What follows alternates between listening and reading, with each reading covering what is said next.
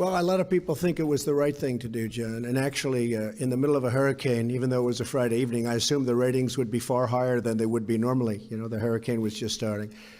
And I put it out that I had pardoned, as we say, Sheriff Joe.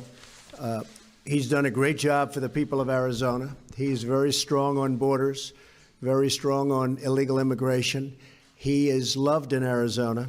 I thought he was treated unbelievably unfairly when they came down with their big decision to go get him right before the election voting started, as you know, and he lost in a fairly close election. He would have won the election, but they just hammered him just before the election. I thought that was a very, very unfair thing to do.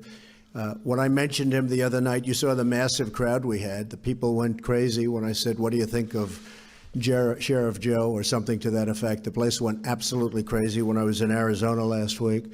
And as far as pardons are concerned, I actually did this just before the meeting because I assumed that somebody would ask me the question. I didn't know it would be you, as you can attest. You didn't even know you were going to be called. But I thought I would. And, you know, Sheriff Joe is a great veteran of the military, great law enforcement person, somebody that's won many, many elections in the state of Arizona.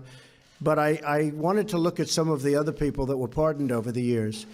And if you look at, as an example, President Clinton pardoned Mark Rich, who was charged with crimes going back decades, including illegally buying oil from Iran while it held 53 American hostages, wasn't allowed to do that, selling to the enemies of the United States. He was pardoned after his wife donated hundreds of thousands of dollars to the Clintons. Then you have dangerous criminals. President Clinton pardoned Susan Rosenberg, a member of the weathered underground, charged as part of a bank robbery that led to a guard and 2 police officers being killed.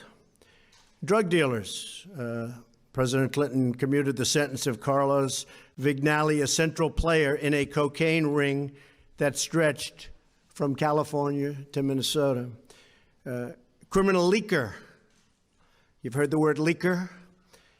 President Obama commuted the sentence of Chelsea Manning, who leaked countless sensitive and classified documents to WikiLeaks, perhaps and others, but horrible, horrible thing that he did, commuted the sentence, and perhaps pardoned.